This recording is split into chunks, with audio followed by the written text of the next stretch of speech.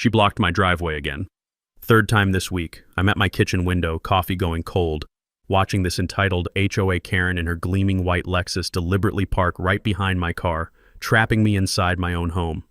Door slams like a gunshot. Her designer heels strut past my door like she owns the street. I'm already late for court. As an elected official, showing up late damages my credibility. I step outside. "Excuse me, you're blocking my driveway." She doesn't even look up from her clipboard. "Community compliance inspection. You'll wait. I have to get to work. Maybe consider more appropriate transportation for this neighborhood." This woman thinks her HOA badge lets her bully everyone. But she picked the wrong neighbor to mess with, because I'm not just some guy she can push around. I'm the county sheriff, and in 30 minutes her precious Lexus would be hooked to a tow truck on my direct orders. The moment she found out, absolute gold. What would you have done? Drop a comment below. Let me back up and tell you how this whole mess started. My name's Denver, and I'm the county sheriff. Been elected to this position for 8 years now, with 18 years total in law enforcement. I work a lot of undercover operations and community policing, which means I don't always wear the uniform around town. 8 months ago, my personal life got turned upside down. Messy divorce, lost the family home, and suddenly I'm a 47-year-old man starting over in a modest HOA neighborhood in North Carolina. The only reason I picked this particular house was to stay in my 16-year-old son Tyler's school district. Kid's been through enough without changing schools on top of everything else. Tyler visits every other weekend, and those 48 hours are sacred to me. After the divorce, after losing the family home, these weekends are when we rebuild what was broken. The last thing I need is neighborhood drama affecting the one relationship that matters most.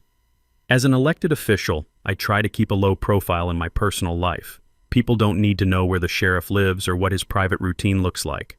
Most neighbors work normal 9-to-5 jobs, so they don't really notice when I come and go at odd hours for emergency calls or court appearances. The neighborhood's pretty typical suburban stuff. Quiet streets, manicured lawns, people who keep to themselves and mind their own business. Which has been fine by me, honestly. After dealing with county-wide crime and politics all day, the last thing I want is neighborhood drama. But apparently, neighborhood drama found me anyway. It was a Tuesday morning in October when I first encountered Stephanie Caldwell. I'm rushing out the door for an important court testimony, one of those cases where months of investigative work could put a major criminal behind bars. I grab my coffee, check my badge and weapon, and head out to my unmarked county vehicle. That's when I see it, a white Lexus SUV parked directly behind my sedan, completely blocking my exit from the driveway. I can hear the distant hum of morning traffic getting heavier by the minute, and I know every second counts. The smell of autumn leaves crunching under my feet fills the air as I walk around her vehicle, looking for some kind of emergency that might explain why someone would park like this. Nothing. No flat tire, no emergency flashers, no note of explanation. Just an expensive SUV deliberately positioned to trap the county sheriff in his own driveway. I walk over and knock politely on the door of the house where the car is registered. After a few minutes, this woman emerges wearing designer workout gear and carrying a clipboard like she's conducting some kind of official business.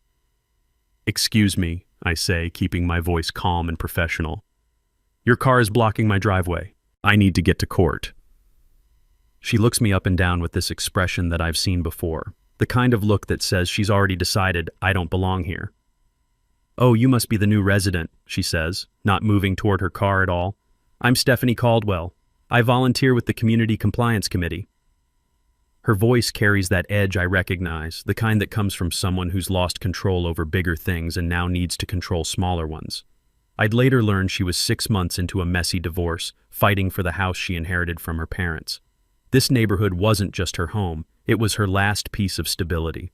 Now I've been in law enforcement long enough to recognize when someone is trying to establish dominance. But I'm also trying to maintain my privacy and avoid drawing attention to myself in my own neighborhood. "I appreciate the work you do for the community," I say. "But I really do need to get to court. Could you move your car?" She taps her clipboard against her hip and gives me this fake smile. Of course, but first, could I see some proof of residency? We need to be careful about the kind of people we attract to this community." The kind of people. Those words hit different when you're the county's top elected law enforcement officer and suddenly you're being treated like an outsider in your own neighborhood. But I show her my lease agreement, and she eventually moves her car with this dramatic sigh like I've inconvenienced her somehow. As I'm pulling out of my driveway, 15 minutes late now, I hear her call out, "We'll need to discuss appropriate parking guidelines for your vehicle." I should have known right then that this woman was going to be a problem. What I didn't realize was that she was about to start a war with the wrong person, the one guy in the county with ultimate local law enforcement authority. By the time I get to court that Tuesday, I'm 20 minutes late. The prosecutor is annoyed, the defense attorney uses my tardiness to question my professionalism, and what should have been a straightforward testimony turns into a credibility challenge. All because some self-appointed neighborhood watch captain decided to flex her imaginary authority. But that was just the beginning. The next morning, I'm heading out for another early court date when I find a crisp white piece of paper tucked under my windshield wiper. The morning dew has made it slightly damp, and it crinkles in my hands as I unfold it. Notice: unidentified vehicles create security concerns for our community. Please display proper resident parking permit and ensure your vehicle meets neighborhood aesthetic standards. Questions? Contact Stephanie Caldwell, Community Compliance Volunteer. I'm standing there in my driveway reading this thing, and I can taste the gas station coffee turning bitter in my mouth. 18 years of putting criminals behind bars, and I'm getting parking tickets from a housewife with too much time on her hands. That evening, I decided to do what any reasonable person would do. I looked up the actual HOA bylaws, spent 2 hours reading through the official documents, searching for any mention of resident parking permits or aesthetic standards for vehicles. You know what I found? Nothing. Absolutely nothing about permits, nothing about vehicle aesthetics, nothing that gave any resident the authority to issue notices about other residents' cars. So the next morning, I walk over to Stephanie's house for what I hope will be a reasonable conversation. She answers the door, still in her workout gear, that same clipboard in her hand like she's conducting official business. "Hi, Stephanie," I say, keeping my voice friendly. "I wanted to talk about that notice you left on my car. I've read through the HOA bylaws and I can't find any mention of parking permits or vehicle standards." Her response? She pulls out her phone and starts recording. "I'm documenting this interaction," she announces loudly enough for neighbors to hear. "This individual is questioning legitimate community safety measures and displaying aggressive behavior." Aggressive behavior. I'm standing on her doorstep, speaking in the same calm tone I use to de-escalate domestic disputes, and she's filming me like I'm some kind of threat. "Ma'am, I'm not being aggressive," I say to the camera. "I'm simply asking about the legal basis for the notice you left on my car. I've already contacted the appropriate authorities about the suspicious activity around your residence," she says, still filming. "If you continue to harass me about legitimate community safety concerns, I'll be forced to file a formal complaint." Here's the first mini twist that I didn't see coming. Stephanie genuinely doesn't recognize me as law enforcement. In her mind, I'm just some sketchy guy in a dark sedan who doesn't belong in her upscale neighborhood. She's looking at my civilian clothes, my unmarked car, my irregular schedule, and she's concluded that I'm up to something criminal. What she doesn't realize is that the appropriate authorities she's been contacting are my colleagues, and the suspicious activity she's been reporting is a sheriff's deputy going about his normal routine. As I'm walking back to my house, I notice Mrs. Peterson from 2 doors down quickly close her curtains when she sees me looking. The mail carrier gives me a weird look. Even the teenagers waiting for the school bus seem to avoid eye contact. That's when it hits me. Stephanie hasn't just been harassing me. She's been building a narrative around the neighborhood that I'm some kind of security threat. And people are starting to believe it. I'm thinking about all the drug dealers I've arrested over the years who were more reasonable to deal with than this woman. At least criminals are honest about being criminals. This lady is convinced she's the hero of this story. But I still believe this can be resolved through reasonable conversation and proper channels. After all, how much trouble can one overzealous HOA volunteer really cause? I was about to find out. The following Tuesday, Stephanie escalated things to a whole new level. I wake up to get ready for a crucial county commissioners meeting, the kind where budget decisions get made that affect every deputy under my command. When I walk out to my car, I see not just her white Lexus blocking my driveway, but her teenage daughter's Honda Civic parked right next to it. A complete blockade. These two cars are positioned like they're guarding Fort Knox, and I'm the enemy trying to get in. I check my watch. The meeting starts in 45 minutes, and it's a 30-minute drive on a good day. This isn't just about my schedule anymore. County business is being disrupted by a neighbor with a clipboard and too much time. The sound of multiple car doors slamming echoes through the morning air as Stephanie and her daughter leave for their respective destinations, her for another one of her compliance walks, and the daughter for school. The diesel exhaust from a delivery truck that's now stuck behind the blockade fills the air with that sharp metallic smell. I'm trapped, completely and totally trapped in my own driveway. I call my chief deputy to explain why the sheriff will be late to a budget meeting. Have you ever tried to tell your staff that you can't make it to county business because your neighbor blocked your car with her teenager's Honda? It sounds ridiculous even when it's true. 3 hours later, they finally moved their cars. 3 hours. I missed crucial discussions about department funding and had to get briefed by phone while standing in my own driveway. That evening, I start doing what I should have done from the beginning, documenting everything. Timestamps, photos, license plate numbers. It's an old police habit, and honestly, I should have started this earlier.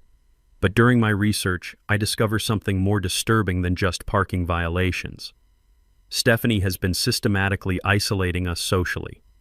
She's convinced the Petersons that my irregular schedule suggests criminal activity. She's told the Garcias that men in that type of vehicle are usually involved in drugs. She's created a whisper campaign designed to turn the neighborhood against us. Tyler notices it first during his weekend visit. "Dad, why won't kids come over anymore? Jenny's mom said she can't play here." That's when I realize this isn't just about parking. It's about systematically destroying my family's place in this community. Here's something interesting I discovered while doing research on HOA regulations. Most HOA volunteers have zero actual legal authority. They can't write tickets, they can't tow cars, they can't issue fines that hold up in court. They're basically just neighbors with strong opinions and too much free time. But here's the thing about property law that most people don't know. Blocking someone's driveway is actually a crime in most places. It's considered restricting access to private property, which is a towable offense under City Ordinance 14-23. The catch is that it requires a police report to enforce. The irony wasn't lost on me. I'm the county sheriff being harassed by someone who doesn't realize she's committing a crime against the county's top law enforcement officer. During my investigation, I also discovered that Stephanie isn't actually an official member of any HOA board. She's a volunteer for something called the Compliance Committee, which basically means she appointed herself to walk around and look for things to complain about. But here's the mini twist I wasn't expecting. While I'm investigating Stephanie's fake authority, I find out she's been building a coalition against us. Mrs. Cecilia from across the street mentioned to another neighbor that she's been worried about that man's car ever since Stephanie pointed out how he comes and goes at all hours. The teenager next door told his mom that Stephanie said my sedan looks like the kind of car drug dealers drive. Drug dealers. The woman has been telling my neighbors that the county sheriff looks like a drug dealer. If only she knew that I'd spent the last 6 months overseeing major drug operations throughout the county, coordinating with state and federal agencies to dismantle trafficking networks. If only she knew that the suspicious activity she'd been observing was the sheriff doing his job to protect this very community. But the most frustrating part is that her campaign is working. When Tyler comes to visit that weekend, he notices that other kids in the neighborhood aren't allowed to play with him anymore. Their parents have been convinced by Stephanie's whisper campaign that there's something wrong with our family. I'm watching my son deal with social isolation because a woman with too much time and too little actual authority has decided we don't belong in her vision of the perfect neighborhood. That weekend, Tyler asks me a question that hits harder than any criminal I've ever faced. "Dad, are we the bad guys? Is that why people don't like us here?" I realize then that this has gone far beyond neighborhood drama. This woman is affecting my son's sense of self-worth, making him question whether his family belongs anywhere. I decide to try one more reasonable approach before escalating things officially. After all, I've spent my career de-escalating conflicts. Surely I can handle one overzealous neighbor. Looking back, I probably should have just handled it like the sheriff from day one. By the 3rd week of this nonsense, Stephanie had moved from individual harassment to full-scale community organizing. I come home from a long day coordinating a multi-county drug operation to find bright yellow flyers posted on every mailbox in the neighborhood. Emergency Safety Committee meeting, Thursday 7 p.m., Community Center. Topic: unknown vehicles and suspicious activity in our neighborhood. Unknown vehicles. My county-issued sedan that I park in my own driveway is now an unknown vehicle. The flyer goes on to mention documented incidents and resident safety concerns, and encourages everyone to bring photos and observations to the meeting. At the bottom, in bold letters, organized by Stephanie Caldwell, community safety volunteer. Thursday night, I decide to walk past the community center just to see how many people actually show up to this thing. Through the windows, I count about 15 neighbors sitting in folding chairs, all looking very serious as Stephanie stands at the front with a presentation board. I can't hear everything, but I catch phrases like pattern of suspicious behavior, an unknown male dark sedan, and possible criminal activity. She's got photos, actual photographs of my car, my license plate, even shots of me checking my mailbox that make me look like I'm lurking. But what really gets me is the scope of her surveillance operation. She's been building a comprehensive file on me, photos of my car at different times, notes about my schedule, even sketches of my daily routine. This isn't concerned neighbor behavior. This is stalking with a clipboard. The most chilling part? She's shared this evidence with other neighbors, creating her own little investigation task force. Mrs. Cecilia now writes down when I come and go. The teenager next door has been recruited to take pictures of my visitors. Stephanie has turned my own neighbors into unwitting accomplices in her harassment campaign. As I'm watching this meeting through the window, I see Mrs. Peterson nodding along. Mr. Garcia from 3 houses down is taking notes. These are people who've lived in this neighborhood for years, and they're all buying into Stephanie's theory that the county sheriff is some kind of criminal. The next morning, I wake up to find that someone has called the non-emergency police line about suspicious male continuing to demonstrate concerning behavior. My chief deputy, Sarah, gives me a heads up about the call. "Sheriff," she says during our morning briefing, "we got another call about suspicious activity at your address. Same complainant as the last 6 times. You know anything about this?" 6 times. Stephanie has called the police about the sheriff 6 times in 3 weeks. That's when I realize I need to do some serious research on what exactly she's been telling my own department. I request copies of the incident reports, and what I find is pretty shocking. She's been escalating her story every week, building what she thinks is a criminal case against me. First, it was just unfamiliar vehicle in neighborhood. Then it became unknown male with irregular schedule. By the 4th call, she's reporting possible drug-related activity based on visitor patterns. Visitor patterns. My son coming over every other weekend and my chief deputy occasionally stopping by for work discussions apparently constitutes suspicious visitor patterns. Here's something most people don't realize about false police reports. They're not just annoying, they're actually illegal. Filing a false police report is a Class 1 misdemeanor in North Carolina, punishable by up to 120 days in jail and a $1,000 fine. It doesn't matter if you think you're being a good citizen. If you're knowingly providing false information to law enforcement, you're committing a crime. But here's the mini twist that really drove this home for me. When I was reading through the reports, I realized that Stephanie has been telling police that she suspects me of dealing drugs from the residents. Meanwhile, I've been spending my days coordinating major drug investigations, overseeing operations that have taken millions of dollars of narcotics off the streets. The irony would be hilarious if it wasn't destroying my reputation and affecting my son's ability to make friends in the neighborhood. That weekend, Tyler asks me a question that breaks my heart. "Dad, why do people in this neighborhood think we're criminals? Jenny's mom told her we're not the right kind of family for this street." I'm looking at my kid, this good kid who gets straight A's, volunteers at the animal shelter, and has never been in trouble in his life. And I'm trying to explain that sometimes adults act like bullies too. "We didn't do anything wrong, Tyler," I tell him. "Sometimes people make assumptions about others without knowing the facts." But inside, I'm furious. This woman has crossed a line from annoying neighbor to someone who's actively damaging my family's reputation and my son's well-being. I spend that Sunday reviewing everything I know about harassment laws, false reporting statutes, and my own authority as the county sheriff. Because I'm starting to realize that being patient and reasonable isn't working with Stephanie. Some people only understand one language, and maybe it's time to start speaking hers. Monday morning, my chief deputy, Sarah Martinez, calls me with this expression of disbelief in her voice. She's been with the department for 12 years and has seen everything, but this one has her stumped. "Sheriff," she says, "we need to discuss something unusual that's been happening with incident reports." She's got a manila folder on my desk when I get to the office, and she's looking at it like it contains evidence of something impossible. I've been tracking a pattern of reports about suspicious activity, she continues. Same complainant, same address, same type of complaints. Weekly calls for the past 6 weeks about a dark sedan, an unknown male with irregular schedule. I'm listening, but I don't understand why she's bringing this to me personally until she opens the folder. Sheriff, the address being reported is yours. The room feels smaller all of a sudden. I'm looking at incident reports, reports about me, spread across my own desk like evidence in a criminal investigation against the county sheriff. The complainant doesn't know who lives at that address, Sarah continues. She's been filing detailed reports about what she calls suspicious patterns and possible criminal activity. She's submitted photographs. She slides several printed pictures across the desk. Photos of me, coming home from work, checking my mail, loading groceries, all taken from a distance, all making me look like I'm engaged in some kind of covert criminal activity.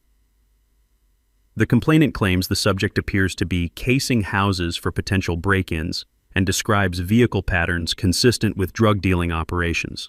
She's escalated from concerned neighbor to demanding police investigation. Drug dealing. Someone has been filing police reports claiming the county sheriff is running drugs out of his own house. Sarah, who's the complainant? Stephanie Caldwell, lives 3 houses down from you. She's called 6 times, filed formal written reports twice, and submitted a petition signed by 4 neighbors requesting increased patrol in your area. The irony is staggering. My own department has been considering increased patrols around my house because a neighbor thinks the sheriff is a criminal. There's more, Sheriff. She contacted county administration asking about background checks for residents of suspicious vehicles. She wanted to know if there was a way to verify that people living in the neighborhood aren't criminals. She wanted the county to run a background check on me. The sheriff, the guy who oversees background checks for the entire county. Sarah, how close did this come to becoming an official investigation? Closer than you'd want to know. If Detective Williams hadn't recognized your address during a routine review, this could have been forwarded to the State Bureau of Investigation as a potential corruption case. That hits me like a physical blow. But Sarah isn't done. Sheriff, what would that have meant for my career? Sheriff, a corruption investigation would have triggered automatic suspension pending review. Even if cleared, the political damage would be permanent. In an election year, you'd be finished. Your pension, Tyler's college fund, your ability to serve this community, everything would have been destroyed by one woman's paranoid fantasies. The weight of that hits me like a physical blow. 8 years building trust with this community, 18 years building a career, Tyler's future stability, all of it nearly destroyed because I tried to be a patient neighbor instead of acting like the sheriff. Sarah closes the folder and looks at me with that expression she gets when she's about to give me difficult advice. Sheriff, this woman has been filing false police reports about the county's chief law enforcement officer for 2 months. She's wasted department resources, potentially damaged your reputation, and created a paper trail that could have triggered a state investigation. What's your recommendation? Handle it officially. You're not just a neighbor being harassed. You're an elected official who's been the target of a systematic false reporting campaign. This is bigger than neighborhood drama. She's right. Stephanie escalated this beyond personal harassment when she started filing false reports. She made it official business when she tried to use my own department against me. For the first time in weeks, I feel like I have control over this situation. Stephanie has been treating me like a powerless victim, but I'm not powerless. I'm the highest law enforcement authority in this county. Time to remind her what that means. That afternoon, I switched from victim mode to county sheriff mode. 8 years as an elected official and 18 years total in law enforcement has taught me that preparation is everything. And if I'm going to handle this officially, I need to do it right. I spend an hour that night just sitting in my garage, looking at my dress uniform hanging there. For 2 months, I've been Denver the neighbor, trying to de-escalate and keep peace. Tomorrow I become Sheriff Brennan with all the authority that office commands. The difference isn't just the uniform, it's the mindset. Neighbors can be patient with harassment. Sheriffs don't tolerate interference with law enforcement operations. As county sheriff, I don't need anyone's permission to take official action. I coordinate directly with my chief deputy to assign a tow truck on standby for immediate response. I issue pre-authorized towing forms under my own authority. When someone blocks the county sheriff's driveway, it's not just harassment, it's potentially interfering with emergency response. The financial breakdown shows Stephanie exactly what her harassment campaign will cost her. $85 for the tow, $25 per day for storage, plus $200 fine for false reporting times 6 incidents, plus court costs around $60. She's looking at approximately $1,370 in immediate costs, not counting potential jail time. I spend Tuesday evening reviewing every false police report she filed, creating a comprehensive case file. The pattern shows deliberate escalation, weekly reports that started with unfamiliar vehicle and progressed to suspected drug operations. Any prosecutor looking at this evidence will see systematic false reporting designed to harass an elected official. Wednesday, I brief my chief deputy on the tactical response plan. As county sheriff, I have the authority to respond to false reporting cases personally, especially when I'm the target. 2 patrol units will be on standby for next Tuesday morning. Body cameras will be activated to document everything for the official record. Here's something most civilians don't understand about sheriff's authority. When I respond to a situation in official capacity, I'm not just another cop. I'm the chief elected law enforcement officer of the entire county. Stephanie is about to learn the difference between harassing a regular neighbor and harassing the sheriff. Thursday night, I prepare my dress uniform with the care it deserves. The weight of the duty belt, the shine of the badge, the authority of the office. These symbols carry real power that Stephanie is about to experience firsthand. The smell of metal polish fills my garage as I prepare my equipment.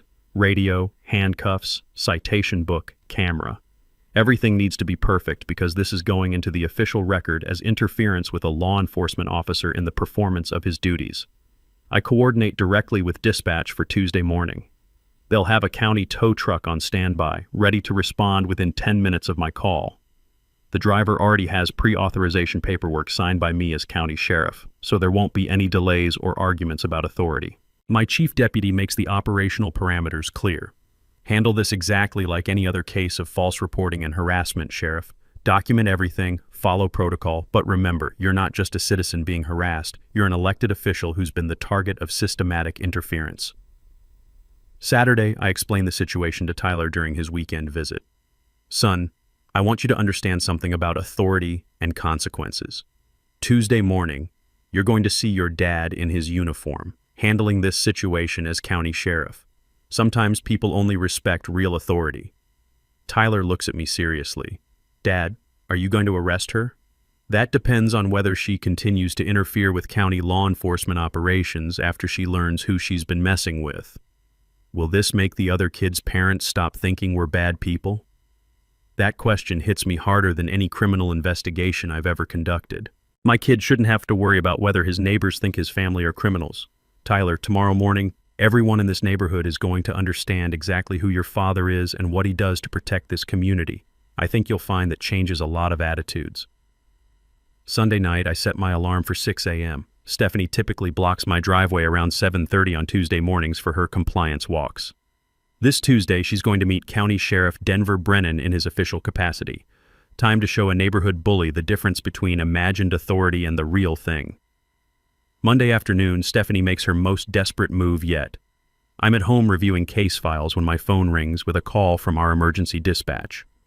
Sheriff Brennan, this is Sarah at dispatch. We have an unusual situation. Someone called 911 claiming they're being stalked by a suspicious individual, and they gave your address as the location of the stalker. My home address? Yes, sir. The complainant says a man in a dark sedan has been documenting her activities and following her around the neighborhood. She's requesting immediate police response for stalking and harassment. I can hear the confusion in Sarah's voice. She's looking at a 911 call about suspicious activity at the home address of the county sheriff. Sarah, can you patch me through to the complainant? Sir, that's unusual protocol. I'm authorizing it as sheriff. Do it. A few moments later, I hear Stephanie's voice on the line talking rapidly to dispatch. He's been taking pictures of me, following me during my neighborhood safety walks, and I think he might be escalating to direct confrontation. This morning, I saw him writing down my license plate number. Ma'am, I interject, this is Sheriff Denver Brennan. I live at the address you've reported as the source of stalking behavior. Dead silence on the line. Ma'am, Sarah prompts. That's impossible. The man I'm reporting drives a dark sedan and wears civilian clothes. He can't be the sheriff. Ma'am, the sheriff often works in unmarked vehicles and civilian clothes. Are you saying you've been filing reports about the county sheriff without knowing who he is? Another long silence. Then Stephanie's voice, much smaller now. I was just trying to protect the neighborhood. After Sarah ends the call and marks it as unfounded complainant error, she calls me back privately. Sheriff, what the hell is going on over there? Long story, Sarah, but here's the short version. My neighbor has been calling in false reports about me for 2 months because she doesn't know I'm the sheriff. Are you serious? She's been reporting the county sheriff for suspicious activity? Dead serious. She's called the non-emergency line 6 times, reporting me for various crimes. Today she escalated to 911. Sheriff, you know that misuse of emergency services against an elected official is a federal issue, right? I did know that. Calling 911 to file false reports about the county sheriff isn't just local harassment. It's potentially interference with federal law enforcement cooperation and misuse of emergency resources during a time when real emergencies need priority response.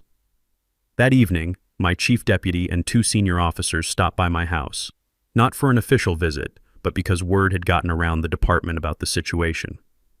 Sheriff, says Lieutenant Davis, shaking his head, I've heard some crazy stories in 20 years, but this takes the crown. She's been calling in reports about the county sheriff for 2 months. Gets better, says Chief Deputy Martinez. I pulled the complete call log, 12 calls in 8 weeks, all about the same address, all describing the sheriff's normal activities as criminal behavior. They share some of their own experiences with false reporting cases. Apparently this kind of systematic harassment is more common than you'd think, but targeting an elected law enforcement official crosses several additional legal lines. What's your plan, Sheriff? Davis asks. Tomorrow morning she's going to meet County Sheriff Denver Brennan in his official capacity instead of the mysterious neighbor she thinks she's been monitoring. I think it's time for a formal introduction. Martinez laughs. Can we provide backup? This is going to be the most entertaining arrest of the year. As they're leaving, Davis turns back with one more observation. Sheriff, pattern analysis suggests she's going to escalate one more time before she realizes she's beaten. People like this don't back down until they face real consequences. He was right. The next morning, around 6:30 a.m., I watch through my window as Stephanie parks her Lexus in its usual blocking position. But this time, she's got her daughter Brittany with her, and they're both carrying signs that read, Neighborhood Safety Patrol and Suspicious Activity Under Surveillance. She's turned my driveway into a protest site against the county sheriff. I watch as she starts live streaming on her phone, narrating to her social media followers about her ongoing investigation of criminal activity. This is day 63 of monitoring suspicious behavior, she announces to her camera. Despite multiple reports to authorities, no action has been taken against this obvious security threat. No action has been taken. Lady, you're about to find out what action looks like when you mess with the county sheriff. Time to put on the uniform. Friday evening of that week brought the perfect storm. Tyler was visiting for the weekend, and we'd ordered pizza for dinner. Just a normal father-son evening that I'd been looking forward to all week. Around 6 p.m., the delivery driver calls saying he can't get to my house because someone has blocked my driveway with protest signs. I look out the window, and there's Stephanie's white Lexus in its familiar position, but this time she's standing next to it with her phone out, live streaming to what appears to be a growing social media audience.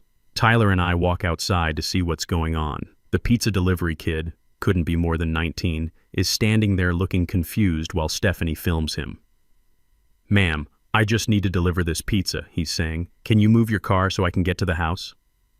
This delivery is part of the suspicious pattern I've been documenting, Stephanie announces to her phone camera. Unknown individuals coming and going at all hours, deliveries that could be drug transactions, and a complete lack of response from local law enforcement. Drug transactions. She's live streaming to potentially hundreds of viewers that the county sheriff's dinner delivery might be a drug transaction. Dad, Tyler whispers, what is she talking about? Why does she think you're a criminal? That's my breaking point. Not the weeks of harassment, not the false police reports, not even the 911 calls about the county sheriff. It's my 16-year-old son asking why this woman thinks his father, the county's top law enforcement officer, is a drug dealer. Stephanie, I say, walking over to her car with the authority I should have used from day one. You need to move your vehicle immediately so this young man can deliver our food. She swings the camera toward me, and I can see her viewer count climbing on the screen. Here he is, she announces to her live stream. The subject I've been monitoring for over 2 months. As you can see, he's become increasingly aggressive about my legitimate community safety activities. Ma'am, I'm not being aggressive. I'm telling you to move your car so a teenager can deliver pizza to my son. This man has been harassing me for weeks, she tells her phone camera and growing online audience. Despite my repeated reports to police, he continues to engage in intimidating behavior. The authorities have completely failed to protect this neighborhood. The authorities. She's live streaming complaints about law enforcement failure to an online audience while blocking the county sheriff's driveway. The pizza kid looks back and forth between us like he's watching something surreal. Finally, he just hands me the pizza across the Lexus's hood and says, "Sir, should I call the police?" "Dad," Tyler says as we walk back toward the house, "why does she hate our family? What did we do wrong?"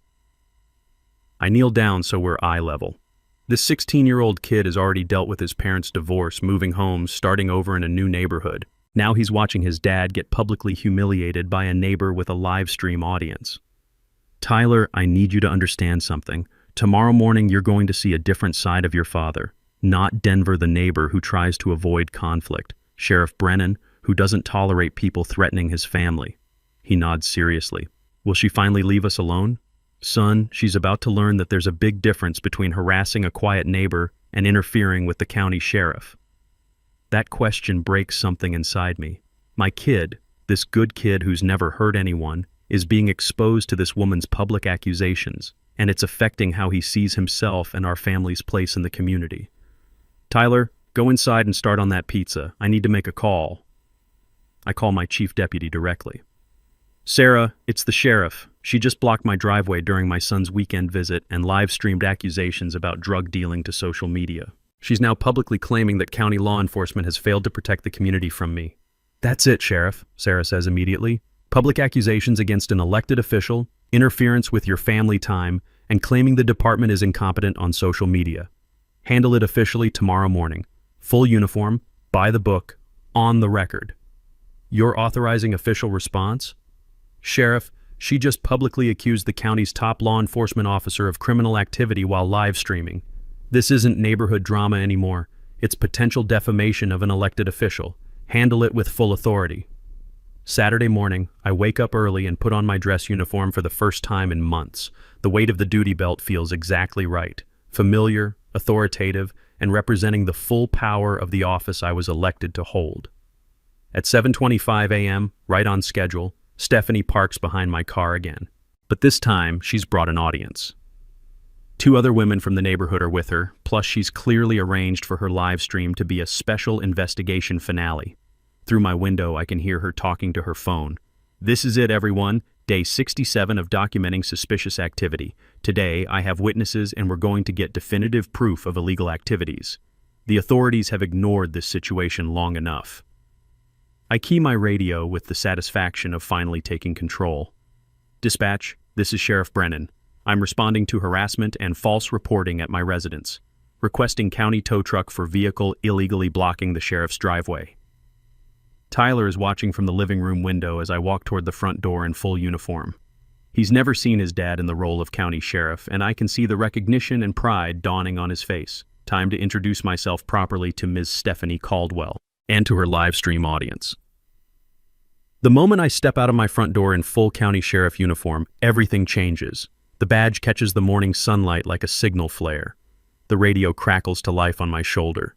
The authority of the office I was elected to hold is suddenly undeniably visible.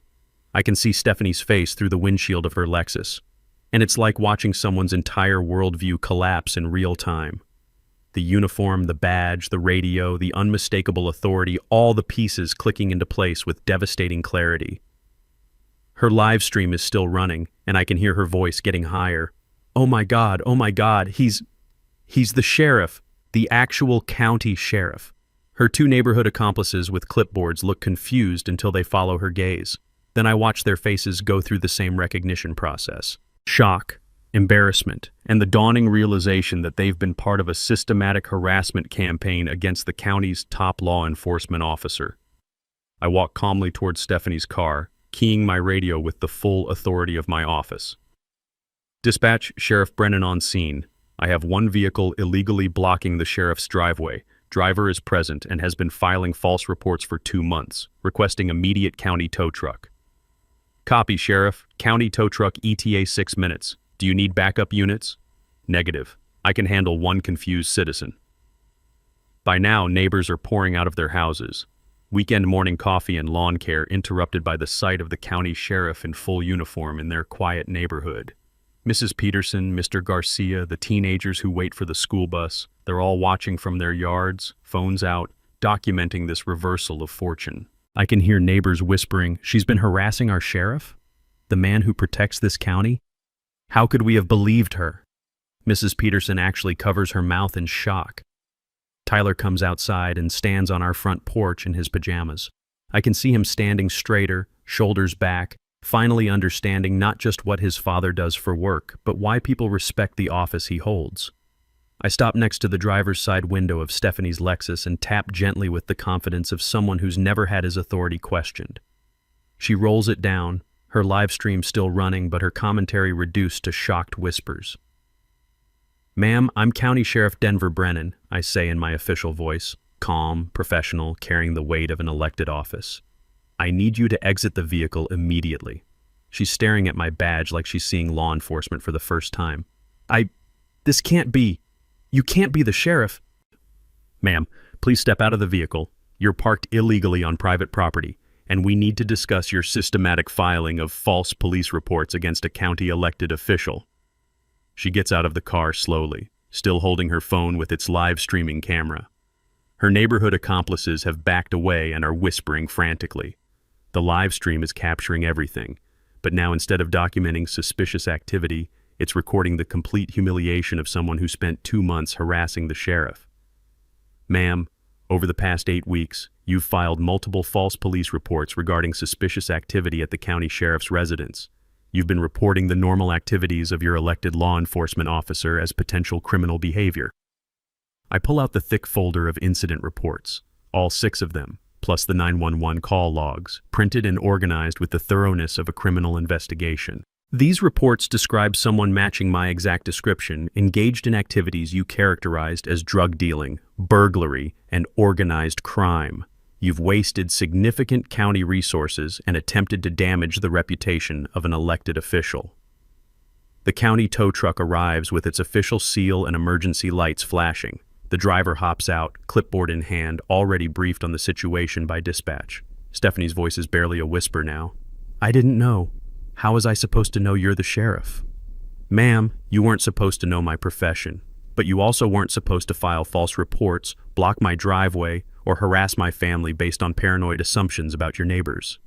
I can see neighbors gathering closer, phones out, documenting this complete reversal of power. Mrs. Peterson looks mortified, probably remembering how she avoided the sheriff's family for weeks based on Stephanie's conspiracy theories. Mr. Garcia is shaking his head like he can't believe he participated in isolating a law enforcement family. The tow truck driver efficiently hooks up the Lexus. "Sheriff, standard impound procedure. County impound lot, full documentation for evidence." "No," Stephanie finally finds her voice again. "You can't do this. This is revenge. This is abuse of power." I look directly into her live stream camera, addressing not just her but her online audience. "Ma'am, congratulations. You just live-streamed yourself committing 6 felonies against your county sheriff. Your 2-month harassment campaign just became evidence in a criminal case. Your 15 minutes of social media fame just cost you approximately $15,000 in fines and legal fees." I can see the comment count exploding as her viewers realize they've been watching someone systematically destroy their own life in real time. I pull out my citation book and start writing with the methodical precision of 18 years in law enforcement. "You're receiving 6 citations for filing false police reports against an elected official, 1 citation for systematic harassment, and 1 citation for illegal parking on the sheriff's property. The false reporting charges will be handled by the district attorney's office as interference with county law enforcement operations," I continue. "Your vehicle will be released when you pay towing and storage fees to the county."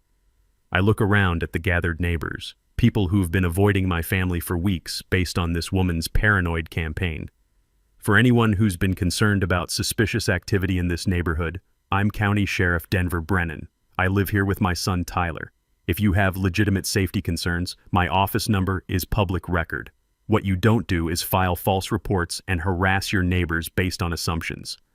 As Stephanie's Lexus gets lifted onto the county tow truck, I deliver my final words. Consider this your lesson in the difference between imaginary authority and the real thing. The immediate aftermath was like watching a house of cards collapse in fast motion. Everything that Stephanie had carefully constructed over 8 weeks crumbled in about 20 minutes.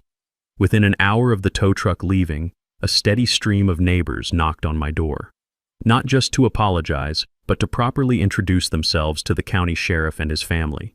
Mrs. Peterson brought homemade cookies and admitted she'd been completely fooled by a manipulative neighbor. Mr. Garcia offered to help Tyler set up a basketball hoop and mentioned his own son had been asking about the cool kid whose dad turned out to be the sheriff. The legal consequences for Stephanie were swift and comprehensive. As county sheriff, I forwarded her case directly to the district attorney's office with a recommendation for full prosecution. She was charged with 6 counts of filing false police reports against an elected official, each upgraded from a misdemeanor to a more serious charge due to the systematic nature and the target being a law enforcement officer. Rather than face trial and potential jail time, Stephanie accepted a plea agreement that reflected the seriousness of interfering with county law enforcement. 18 months probation, 200 hours of community service specifically with the Sheriff's Department's community outreach program, and full restitution. The total came to $2,340. Lost wages for my missed court appearances, investigation costs, and all towing and storage fees. But the most important consequence was the restraining order with enhanced penalties. For 2 years, Stephanie cannot contact, approach, or communicate with my family in any way. Violation would result in immediate arrest for interference with a law enforcement officer. The HOA moved quickly to distance itself from Stephanie's actions. An emergency board meeting resulted in new policies specifically prohibiting residents from conducting unofficial investigations or claiming authority they don't possess. The board sent formal letters clarifying that no individual resident has authority to issue citations, conduct surveillance, or speak on behalf of the community. 4 months later, Stephanie's house went up for sale. The listing agent mentioned to neighbors that the family was relocating for work reasons. But everyone knew the truth. You can't systematically harass the county sheriff and then continue living in his neighborhood. Tyler's transformation has been the most rewarding part of this entire ordeal. That Saturday morning when he saw his father handle the situation with the full authority of elected office, something fundamental changed in how he carried himself. He started wearing sheriff's son t-shirts to school with pride instead of shame. The neighborhood kids who'd been forbidden from playing with Tyler suddenly competed to be friends with the sheriff's kid. Our driveway became the unofficial gathering spot for neighborhood activities, and Tyler went from being isolated to being the most popular teenager on the block. For me personally, this experience reinforced a crucial lesson about authority and respect. For 2 months, I'd tried to handle Stephanie as a neighbor dealing with another neighbor. But the moment I responded as county sheriff, with the full weight of elected office behind me, the problem resolved immediately. The community response has been overwhelmingly positive. 6 months later, I organized the first annual Know Your Neighbor event in our community park, but this time it was official county business. Over 60 families attended, and I was able to use my position to bring in resources from other departments: fire safety education, emergency preparedness, and crime prevention. But the real transformation was in the neighborhood itself. 6 months later, our street has the lowest crime rate in the county. Property values have actually increased because potential buyers see neighborhood where sheriff lives as a selling point. What Stephanie tried to destroy through paranoia, she accidentally strengthened through consequence. The Coffee with the Sheriff program has expanded to 3 other neighborhoods. Turns out, when residents have direct access to their elected law enforcement officer, community trust soars and crime plummets. Stephanie's harassment campaign inadvertently created the most effective community policing program in our county's history. Tyler and I have grown closer through this experience, but more importantly, he's learned valuable lessons about standing up to bullies and the importance of real authority versus imagined power. Last month, he asked if he could volunteer with the Sheriff's Explorer program, and watching him work with other young people interested in law enforcement makes me incredibly proud.